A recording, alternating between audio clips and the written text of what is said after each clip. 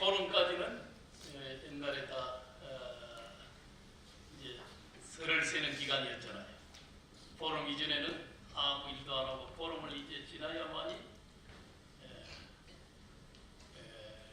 이제 입춘, 우수, 이제 우수가 돼야 이제 1년에 밭을 어떻게 해야 될 낀가, 씨를 어떻게 풀어야 될 낀가 하는 1년직에 재어춘해서 1년의 계획을 이 봄에 딱 세워서, 입춘에 세워서 그게 이제 우수경칩을 맞이하면서 들판으로 이제 나가서 올 한 해를 갖다 딱 파종을 잘해서 한 해 농사가 풍년이 들기를 기원하는 이런 마음으로 이제 한 해를 시작하는 이런 의미가 이제 보름 세면서 이제 내일 모레가 보름이니까 보름날이 이번에는 우수죠. 그 이제 대동강물도 풀린다는 이제 이런 때. 오늘 아침에 보니까 오대산에는 한 영하 10도 이렇게 내려가서 차에도 성에가 아주 잔뜩 끼었더라고요. 물론 밤중에는 그렇게 내려갔다 낮에 되면 또 풀어지고 그런 속에 제가 이 포행을 해보면은 버들개비가 지금 물을 상당히 올리고 있거든요. 남쪽에는 지금 매화꽃 소식이 들리죠. 이걸 봄이 온 겁니까? 아직 어떻습니까? 네? 춘내 불사춘? 입춘은 됐는데 입춘의 절기에 접어는 들었지만은 고샘추위 등등이 이제 와서 봄은 왔지만은 아직 체감적으로 봄인 줄 잘 모른다. 이제 그런 이야기인데 이제 당나라 때 어떤 비군심 개성이라고 그럽니다만은 이제 이 봄을 찾는 이야기죠. 이제 봄이라는 건 우리에게 이제 하나의 희망이잖아요. 또 우리가 진리를 찾는 일, 또 뭔가 정말 하나 이게 행복이라는 것, 이걸 우리는 어떻게 찾아야 될까 하는 이런 의미를 이 이제 시 속에서 시사를 하는 거죠. 그게 이제 진일 심춘 불견춘이라 하루 종일 봄을 찾아서 다녔는데도 불견춘이라 봄을 보지 못했다는 거예요. 봄을 찾지를 못해서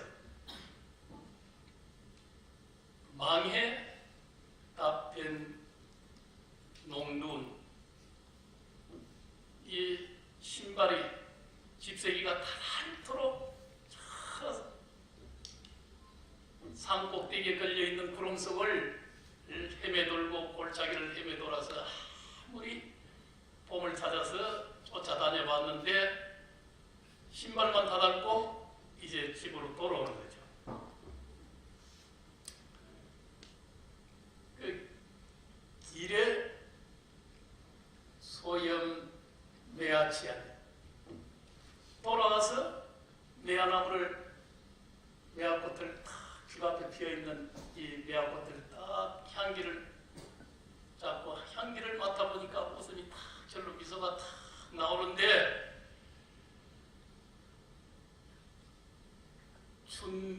춘제 지두 20분이라 이 봄이 충분하게 20분이라는 건 이미 10분 우리가 10분 꽉 차지 다 이미 이제 이런 소리잖아요. 다 이 매화나무 이 향기 이 나무 끝에 가지 끝에 사실은 봄이 온전하게 다 와 있더라 이 말이에요. 그 봄을 찾아 저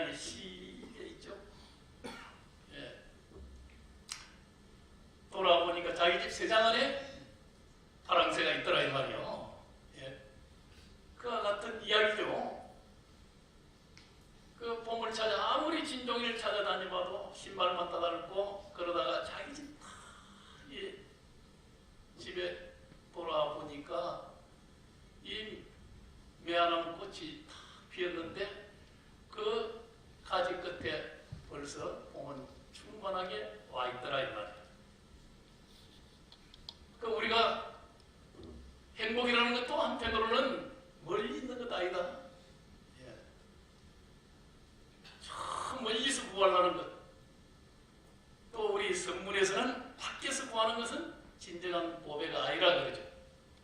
예. 행복은 어떻게 보면은 자기 마음자리에 그대로 다 이게 갖춰져 있는 거예요. 그걸 모르고 이제 마음을 채워서 쉼없이 밖으로 찾아서 자기 것 소유를 통해서 욕심을 채우는 데서 우리는 행복을 찾으려 보면은 그거 신발만 다닳고 발만 아프고 그러고 나서 찾지를 못했다 이 말이에요. 아무리 부가 쌓이고 권력이 높아지더라도 명예가 생기더라도 그래도 이제 행복이라는 건 자기에게 오지 않는다 이 말이에요. 우리 스티브 잡스 저번에도 내가 말씀을 드렸지만은 이 완전하다는 것 쉽게 우리가 더 구할 것이 없는 완전함이라는 건 쌓아서 더 쌓을 것이 없는 그게 완전한 게 아니고 피우고 피어서 더 피울 것이 없는 것이 진정한 완전합니다 이 말이에요. 그러니까 우리는 지금 쌓아서 구하고 구해서 채워서 완전해지고 행복해지려고 그러잖아요. 그것 가지고서는 절대 충만한 행복을 우리는 누릴 수 없다. 부처님께서는 그 밖으로 구하는 삼독심으로 구하는 또 가래로서 구하는 것은 이건 고통이라 그랬죠. 고진멸도 사성계 쉼없이 우리는 이 안입이 설신이가 좋은 걸 계속 눈이 귀가 코가 몸이 생각이 다 쉼없이 대상을 향해서 달려가잖아요. 물론 그걸 반야신경에서는 첫 규절에 색수상행시라는 오원이 공했다. 그 공한 것을 바르게 관찰하는 것. 거기서 고통을 뛰어넘는다. 그래야 행복은 본래 빈 자리를 바로 탁 정돈하니까 거기서 충만되는 것. 그게 알고 보면은 열반의 자리다. 고진멸도. 멸이라는 건 열반이라는 소리죠. 고통이 소멸된. 다 불타는 이 삼독의 불기운이 다 사라져버린. 물론 그걸 이루기 위해서 발전도를 해야 된다. 이제 그런 이제 내용이 사성계의 부처님의 말씀이지만은 그 발전도라는 건 첫째가 뭐예요? 정견이죠. 견해를 잘 가져야 된다는 겁니다. 이게 수행에 있어서 가장 중요한 것이 이 바른 정견을 지니는 일이죠. 이 정견을 지니지 못하게 되면은 항상 진흙탕길로 들어서게 되든지 가시덤 불길로 가게 되든지 절벽으로 가게 되든지 또 모래로 밥을 지어도 밥이 안 되잖아요. 이게 어리석은 이제 그 정견이 부족하기 때문에 나오지 않는 이 우물을 이걸 이제 쉼없이 파도 물은 안 나오잖아요. 물질을 딱 바로 알고 그 길로 파고 들어가야 샘물이 제대로 나올 수 있다 이 말이에요. 그거 없이 그냥 맹목으로 가는 게 맹신이 되고 알지도 못하고 가는 길이 이게 미신이 돼서 우리가 그냥 미아처럼 허겁지겁 아무 길이나 가서는 제대로 된 길로 못 가는 거죠. 그래서 이게 정신이라는 건 정견이 있어야 바른 길. 정견은 나와 대상 바르게 보는 일이죠. 그건 철저하게 재행이 무상하고 제법이 무하고 또 일체가 개공이다 하는 이 이치를 명료하게 아는 거예요. 그게 정견이요. 무상한데 우리는 억지로 그걸 집착해서 붙들고 놓지 않으려고 하게 되면은 언젠가는 사라져버리거든. 그러면 왜 이렇게 허망해? 허망심만 남게 되잖아요. 또 네네네 하는데 나라는 이 존재 실체가 알고 보면은 이거 무하라고 그러잖아요. 제법이 모든 만상 속에 내 자신 속에도 변하지 않는 나라는 건 없다. 모든 건 인연에 의해서 생성소멸되는 다 거기에서 흘러 변한다 이 말이에요. 다 의지에서 존재할 뿐인데 그걸 우리는 내가 따로 있고 너를 구분하고 그게 아상, 인상, 중생상, 수자상을 우리 스스로 구분해서 만드는 거예요. 나다 너다. 또 중생이다. 또 내지는 더 넓게는 변하지 않는 뭔가 대상을 집착하려고 하는 마음들 이런 게 다 수자상이죠. 영원한 것 없다. 그래야 이게 수자상이 떨어지는 거예요. 또 다 연결되어 있고 의지에 있는 이 세상 만상의 인연의 묘리 속에서 모든 존재들이 다 함께 더불어 살아간다. 티끌 속에도 우주의 섭리가 다 그대로 함용되어 있구나. 그런데 나라는 것 거기서 자기 에고나 자기라는 걸 중심으로 모든 걸 생각하는 이 사고의 방식이 이게 정견이 부족해서 오는 현상이다. 지금 우리 불자님들은 다 정견이 확실합니까? 예? 정견. 걔네가 이게 분명해야 된다는 거예요. 예. 걔네가 또 분명하지 못하면은 이 소리 들으면 여기에 싹 또 저게 옳은가. 또 저 소리 들으면 저게 옳은가. 오늘날 시대는 가장 종교나 사상이 가장 범람하잖아요. 그러면 자기 중심이 없어. 보는 관점이 이게 명료하고 확신하고 믿음이 부족하니까 여기에 저기에 따라서 흔들린다 이 말이에요.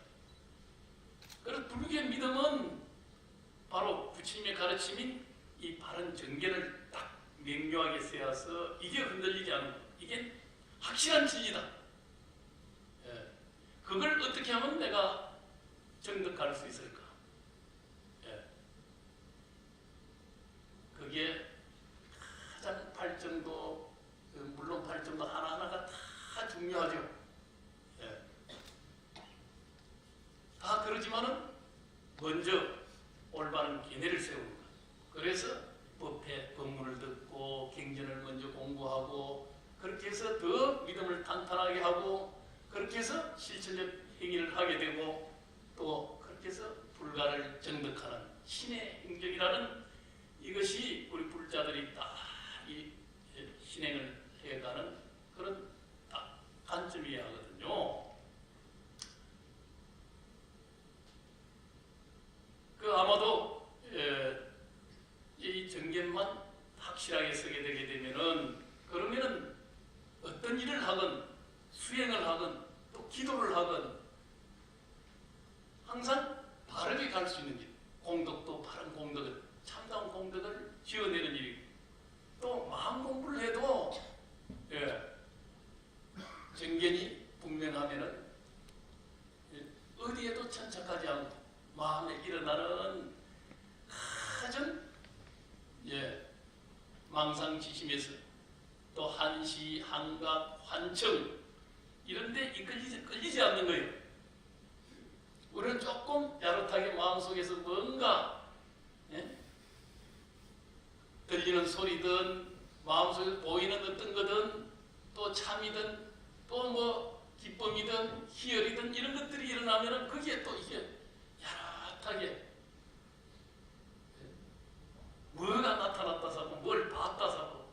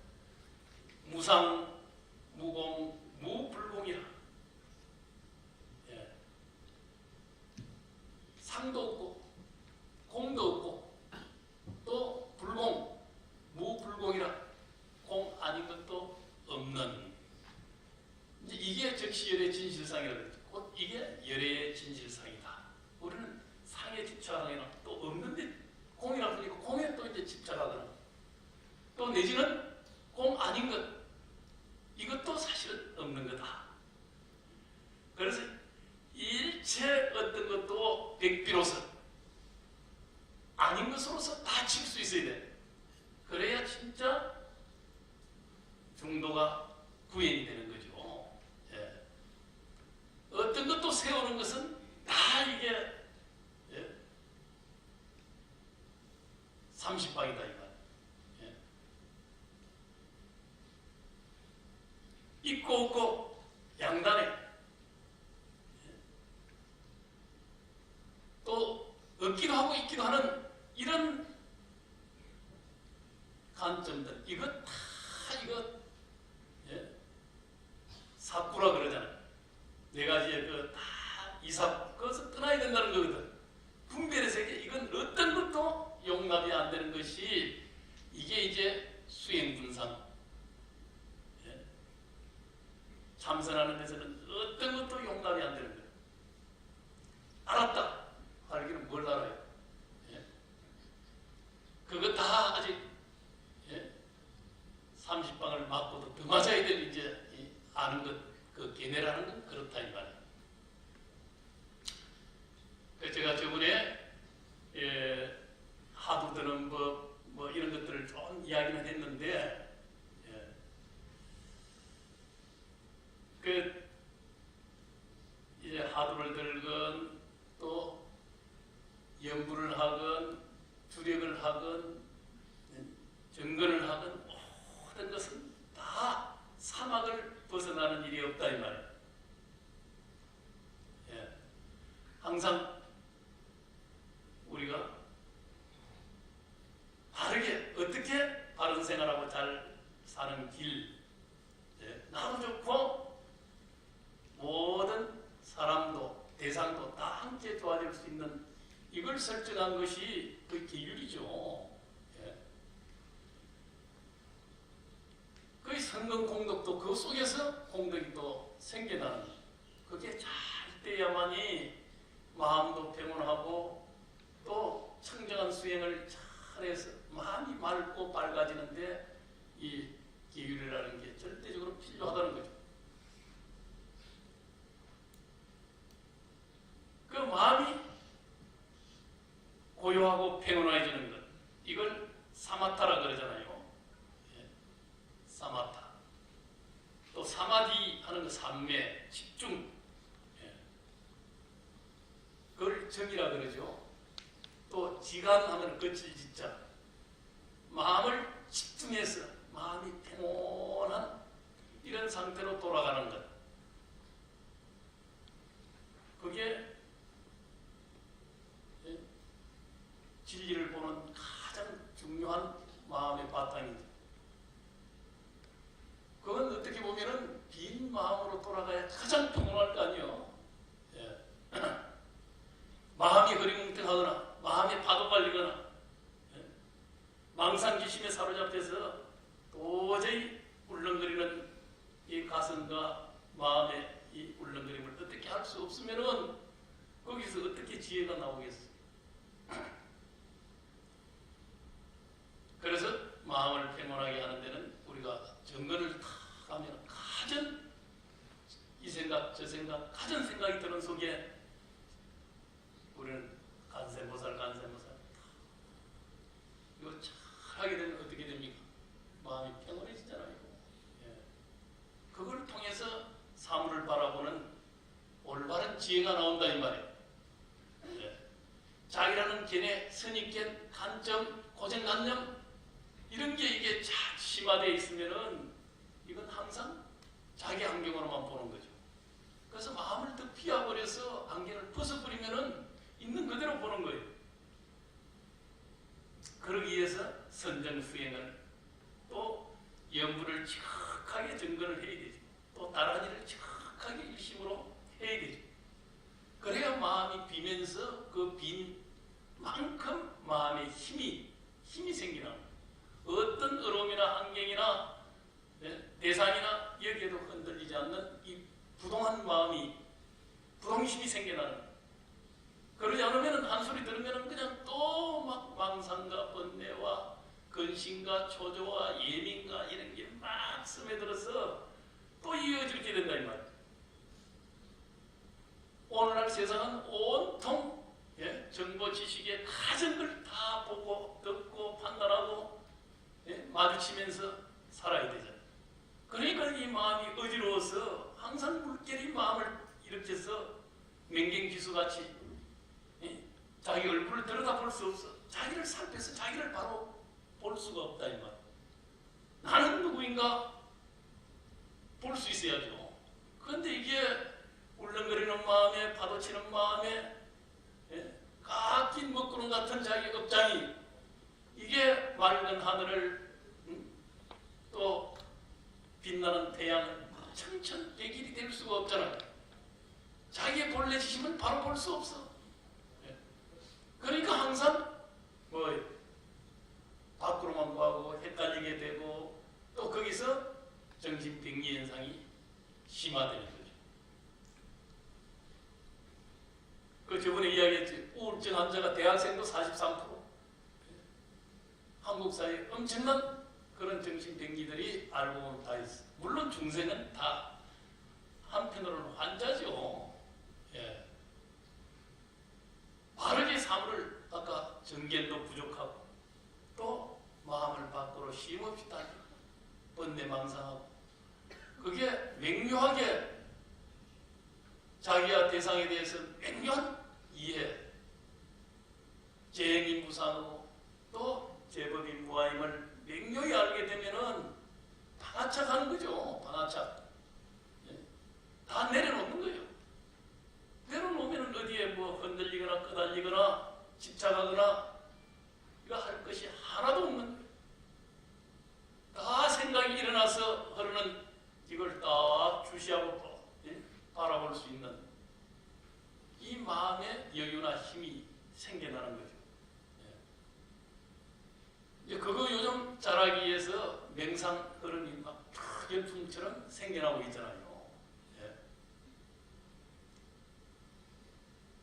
그만큼 현대인이 다 마음이 요동쳐서 파도가 심하고 먹구름이 꽉 끼어서 태양을 못 보고 자기 존재를 못 보고 있기 때문에 나는 누구인가 이걸 모르고 허겁지겁 일생을 살아도 자기를 모르고 사는 삶은 이건 대단한 의미가 얼마나 있겠냐 이 말.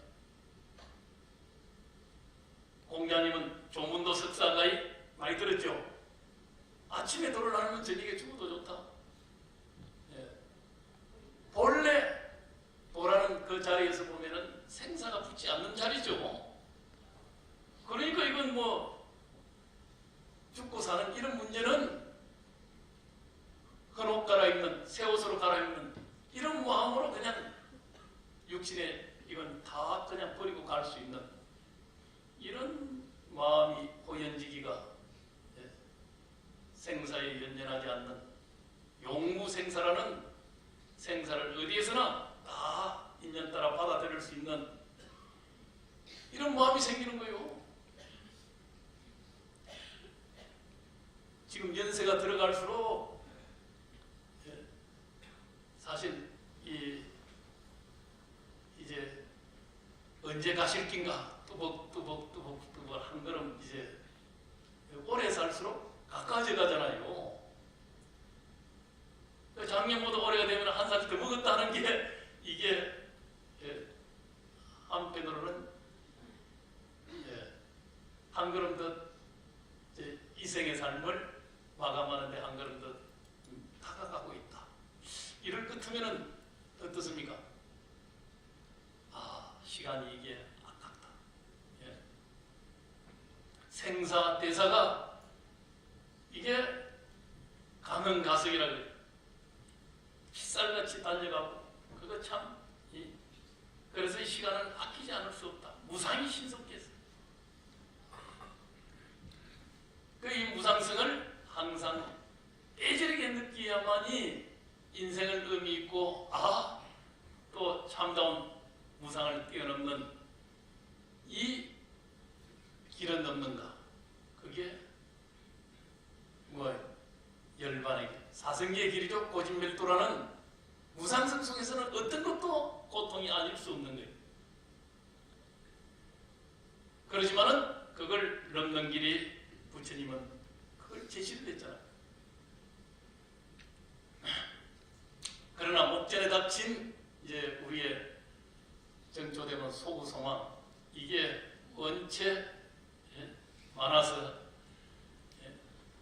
무상을 생각하고 또 영혼을 생각하기보다는 그러나 우선 닥쳐온 이거 해결을 어떻게 해야 되는가 이러다 보니까 또 캄캄해지는 거예요.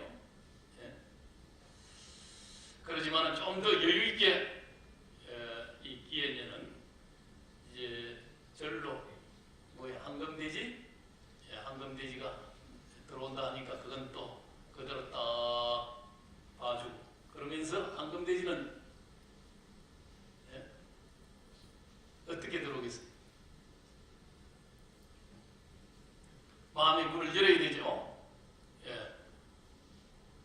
만복이라는 건 계문 만복내라 문을 열어서 만복이 들어오는 일이고, 예. 저는 이제 황금돼지를 풀이할 때 이 물기운은 북방이기 때문에 올해는 남북의 평화가 진전되면서 그것이 희망으로 우리에게 황금돼지처럼 올 수 있을 것이다. 그 이야기를 저는 한결같이 하고 있습니다만은 아마도 이 물기운 이것이 이제 우리의 구분을 정장시키는 가장 좋은 그걸 인수라 그러는데 좋은 기운이기 때문에 생겨하는 이건 아무래도 황금돼지가 북쪽의 기운 속에서 오리라 하는 이제 이런 이야기를 저는 많이 하고 있습니다. 아마 제가 남북의 문제가 이게 잘 풀어져 갈 기다 하는 걸 2년 전부터 누차 이야기를 해오고 있습니다만은 그거 없으면 우리는 지금 여러 가지가 절벽이 지금 경제적으로 굉장히 어려운 환경이잖아요. 또 이제 4차 산업혁명이라는 이 정보기술혁명과 생명공학기술이 이게 이제 사회를 엄청나게 빠르게 변화시키면서 우리가 그동안에 생각하는 해왔던 또 그게 가치 있다고 믿었던 이런 것들이 다 붕괴되는 이제 이런 세상을 우리는 맞이하게 되는 거거든요. 조금만 더 가면은 한 10년만 더 가게 되게 되면은 뭔가 그동안에 우리의 생각들이 굉장히 부족하고 낡은 생각이었구나 이렇게 될 수밖에 없는 시대이 또 다가오고 있어요. 그건 세상에 대한 이해, 우리 인간에 대한 이해, 마음에 대한 이해 이런 것들이 종교에 대한 이해 이게 다 달라지거든요. 또 자유민주주의에 대한 이것이 지구의 가치고 가장 좋은 정치 체제라고 생각했는데 이것조차도 달라진다는 거예요.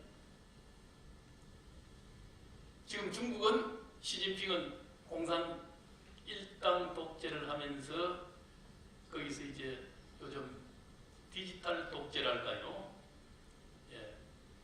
온 중국 인민 13억의 인구를 전부 홍채 인식 또 DNA 인식 이런 걸 통해 가지고 빅데이터 속에 또 앞으로 양자 컴퓨터 속에서 엄청난 그 용량의 컴퓨터로서 모든 정보를 갖다 다 처리할 수 있는 옛날에는 넓은 땅을 오늘날 뭐 넓은 땅을 그러다 보니까 중국이 쪼개졌다 또 제국이 됐다 쪼개졌다 제국이 됐다 하는 시대를 많이 겪어왔지만은 또 얼마 전까지만 해도 지금 중앙의 관료 체제, 중앙 집중식 체제 가지고서는 효율성이 뒤떨어져서 이 시장 경제를 뒷받침하고 또 변화에 부응할 수 있는 구조조정이나 이런 걸 쉽게 할 수 없을 거다.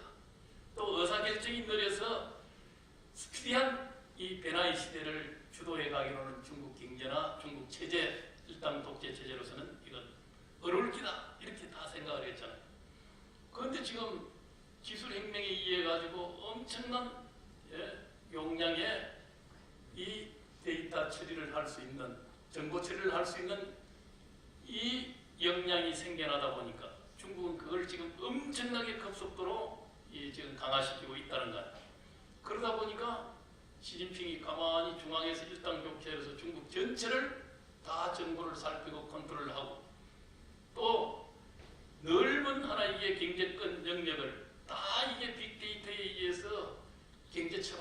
수 있는 이 지혜를 다 이게 만들어내는 거예요. 디지털 경제를 만들어서 모든 걸 중앙에서 다 처리할 수 있는.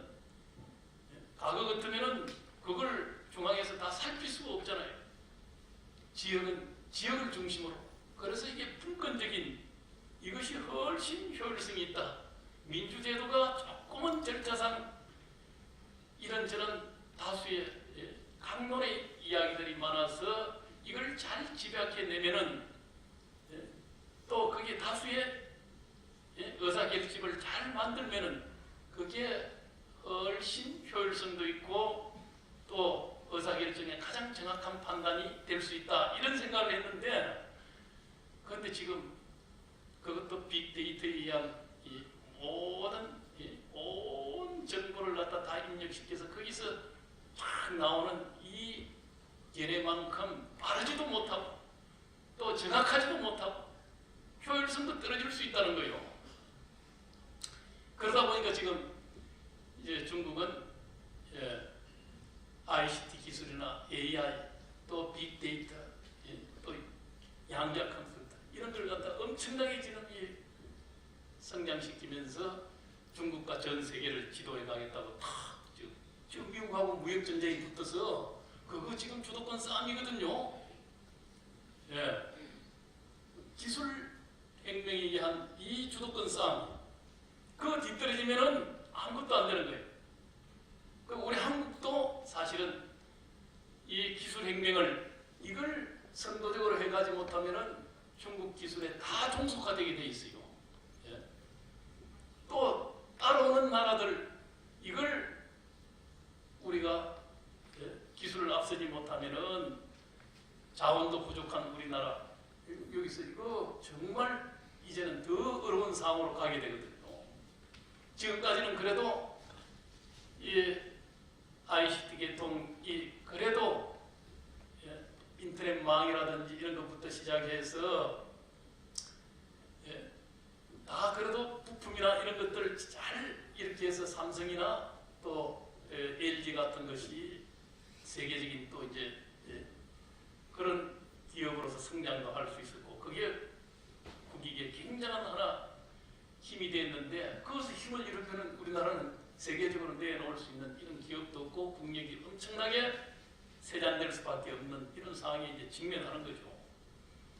그래서 어떻게 보면은 올해가 굉장히 어려운 경제 민생이 어려워질 수밖에 없기는 하지만은 그러나 이제 정부는 거기에 온통 기술혁명에 여기에 집중을 해서 갈 수밖에 없어요. 지금 우리 불자 얘기도 했지만은 황우석 박사의 이게 대학 줄기세포 이거 연구하다가 그때 뭔가 대락을 맞고서는 그 이후부터 한국 사회에서 그것도 또 이제 적어졌어요. 물론 생명윤리라는 관점에서 대학 줄기세포를 이걸 가지고 생명의 문제를 직접적으로 인간이 조작하거나 건드리게 되면은 이건 기독교 관점에서는 신의 영역을 함부로 건들게 되면은 이건 안 된다. 다 하느님의 영역인데 인간이 그걸 생명의 문제를 마음대로 그럴 수 있느냐? 이제 이런 관점들이 강하게 있었던 거죠. 그 우리는 불교는 한편으로 보면은 인연법에 의해서 다 조건에 의한 발생이고 다 이렇게 차라리 창조론이나 신 이런 창조적 영역을 부정하잖아요.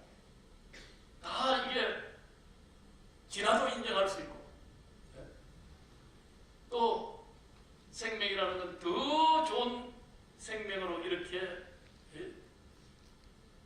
뭐 불구자도 태어나지 않게끔 잘 이렇게 해서 수선해서 유전자를 이렇게 해서 더 건강하게 만들어줄 수 있고 세상을 더 행복하게 할 수 있다고 할 것 같으면은 그러면은 동의할 수 있겠습니까? 없습니까? 유전자 수선을 하더라도 그게 더 생명을 건강하게 하고 또 세상에 더 기여를 할 수 있다고 생각하면은 그러면 동의할 수 있죠? 그 우리 불교는 무유전법이요. 정해진 법이 사실은 절대라는 게 없다 이 말이에요. 그게 물론 함부로 악용하게 되거나 또 생명이라는 걸 그냥 임의대로 조작하는 이런 게 있게 되면 잘못하면 생명이 가벼워질 수 있는 거죠. 생명 갱시 풍조가 생겨서 뭐 물건하고 뭐 다를 바 있느냐, 예. 이렇게 생명이 취급돼서는 또 안 되는 일이지만은 그러나 더 나은 훌륭한 또 고결한 생명을 위해서 그렇게 해서 유전자도 수선하는 것도 이것도 허용될 수 있는가 없는가, 이거 참 어려운 문제이기는 하는데, 그러나 이제 요 아까 말씀같이 불교는 그래도 절대라는 건 다 올바른 우주의 법칙이 아니기 때문에, 절대는 없는 일이기 때문에, 또 사람들에 의해서 인연을 만들어서 더 좋은 인연을 우리가 창조적으로 만들어갈 수 있다고 할 것 같으면 할 수 있는 일이죠. 올해는 아마 그런 것들이 굉장히 새로운 변화를 위한 이 어려움, 또 인구 절벽과 더불어서 경제가 어려워서 축소 지향의 이런 체제가 이제 이루어지는 이런 시절로 누구는 접어들게 된다. 그게 50년은 갈 기다 이렇게 이제 예측하는 사람도 저번에 수축사회라는 책을 쓴 사람이 있죠. 이제 그러지만은 우리는 남북의 문제 속에서 그래도 이 시점에 여러 가지 어려운 문제들을 멀리 보면은 더 풀어내면서 기운을 북방의 수기를 받으면서 올해 이제 해수의 기해년에 이 수기의 기운 따라서 나무가 잘 성장하는 이제 이런 희망도 우리에게는 주어질 수 있다. 이제 저는 그렇게 생각을 합니다. 이제 봄이니까 이제 매화꽃 많이 들었던 개성이죠. 항백 스님의, 중국의 임재 스님의 스승이 항백 스님이죠. 또 대유정성의 스승이기도 하죠. 대유정성은 사실 소위 복태랄까 이런 걸 함께 재상으로서 또 지혜도 뛰어나서 그렇게 해서 항백 스님의 그런 의록도 그 대유정성이 다 제자로서 정리를 해냈다 그러거든요. 그래서 이 항백 스님 또 이제 임재 스님 같은 걸출한 그런 이제 수행자가 나타나기도 했는데, 항백 스님은 개성에서 진로 형탈 사비상이라 이 진로라는 것은 이제 우리의 삶이 다 이게 번뇌 이 많은 생각 고통 속에서 살아가는 이제 우리의 삶이잖아요. 그래서 이 진로를 벗어나는 일, 이게 그냥 보통 일이 아니다 이 말이에요. 이게 그냥 평상의 일이 아니라는 거예요. 우리의 번뇌망상을 소멸하고 좀 더 고통을 뛰어넘는 일이라는 게 이게 그냥 이렇게 쉽게 그냥 이렇게 되는 일이 잘 아니다 이 말. 물론 상근기는 이런 제하에 돈망생사하고 한 소리 들으면 몰록 생사를 잃어버리고 일초직임 열애자하고 또 순간에 다 부처님의 땅에 몰록 깨달아서 도노해서 그대로 다 내가 부처로구나 바로 이 알아차리는 이런 상근기들이 있기는 하지만은 그러나 이게 우리의 보통의 사람들은 그거 잘 안 되더라고요. 그래서 원객기양이 장단이 하니 지속이 하니 이라삼수 장단수라. 그래서 원객기양이 멀리 나간 객이 돌아오는데도 이게 다 지속, 더디고 빠름이 있다 이 말이에요. 집에 돌아가는데 멀리 나간 사람은 집에 돌아가는 게 이게 느려. 계기대에서 갔다가 자기 집으로 돌아가는 일. 그 우리 중생은 벌써 자기의 본래 빈 마음자리에서 한 생각이 일어나서 쉼없이 지금까지 가진 망상 속에 이 집 짓고 저 집 짓고 육도를 쉼없이 만들어서 돌아치다가 이게 본래 자리로, 본래 자기 집으로, 본래 빈자리로 돌아간다는 게 이게 사람마다 근기마다 차이가 있을 수밖에 없다 이 말이야. 일화삼수의 강을 건너는데도 세 마리의 짐승이, 코끼리, 말, 토끼가 이게 강 건너가는데 다 차이가 있을 수밖에 없어. 장단소. 그러지만은 다 발심을 잘 일으켜내면은 내가 기필코 이 번뇌망상을 또 내가 나는 누구인가 이걸 바르게 알아야 되겠다는 이 발심을 올로 일으켜내게 되면은 그건 다 상근기로 가는 일이요. 그 발심이 지극하면 항상 제가 그러죠. 발심과 구경이 어떤 것이 어렵고 먼저냐? 어려우냐? 발심이 어렵다 그랬어. 자기 집에 돌아가는 건 발심만 잘되면 그냥 돌아가지는 거예요. 예약돼 있다 이 말이에요. 발심만 잘하면. 그 발심이 안 되니까 항상 지극함이 없고 그건 그냥 조금 기도할 때만 조금 하다 말고 또 그게 좋기는 한데 그러고서는 그 길로 못 가는 거죠. 그러니까 돌아갈 기약이 없어.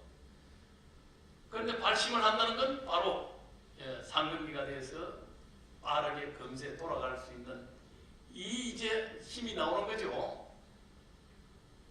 그래서 김파성도 주일장이라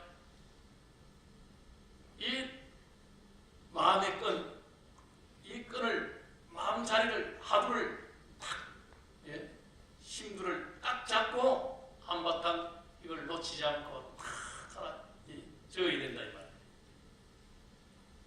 우리가 정근하는 기도하는 것도 마찬가지죠. 이것도 마음 자리.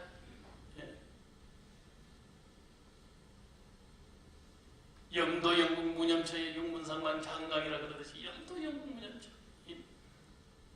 생각이 다 거꾸러지고 생각이 다는 궁극의 자리를 다 이거 간센보살 앞에 놓치지 않고 그걸 한번 딱 붙들고 놓치지 않아야 된다 이 말이야.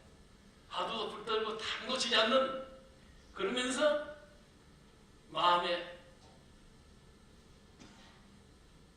길이 다한 이 심두를 하두를 딱 의젓고 임하고 무라하는 지극히 간절히 또 그러면서 담담히 이렇게 마음 공부를 갖다 하게 되면은 그래야 불실본 한철골하에사 그렇게 해서 지극히 해서 이 미안함과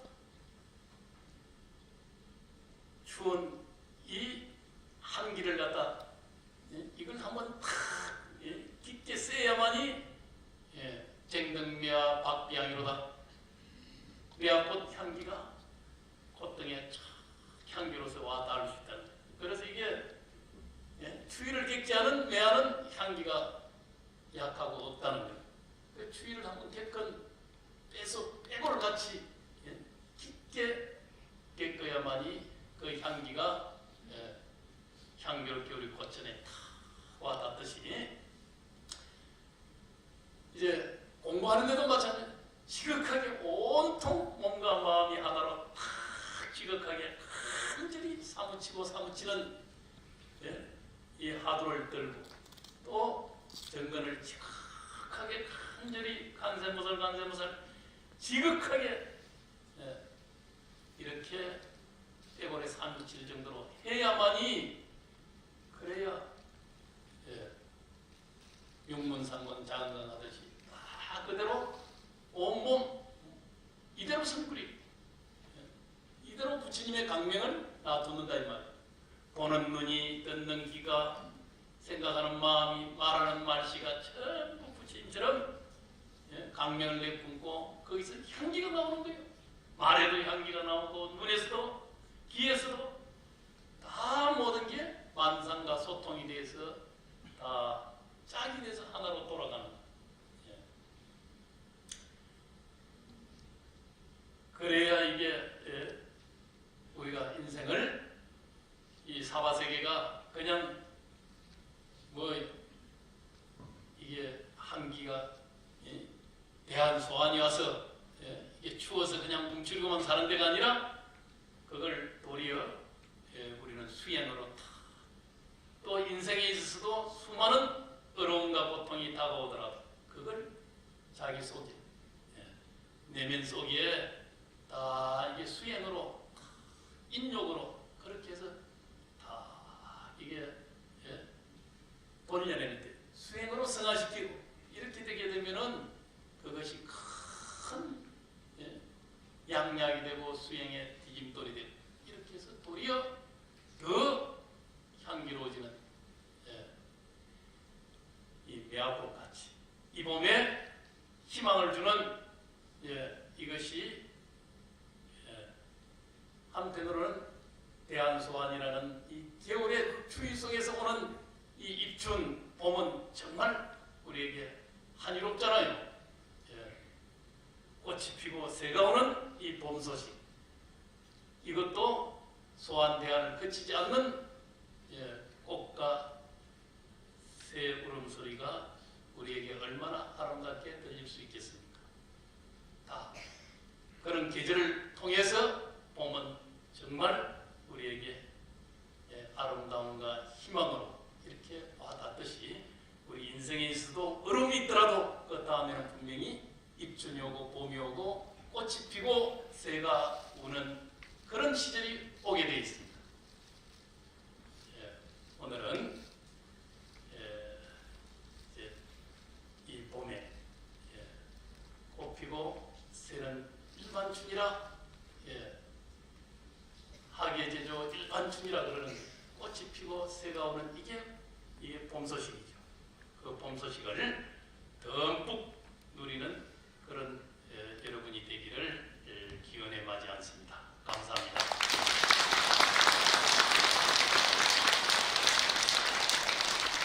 네,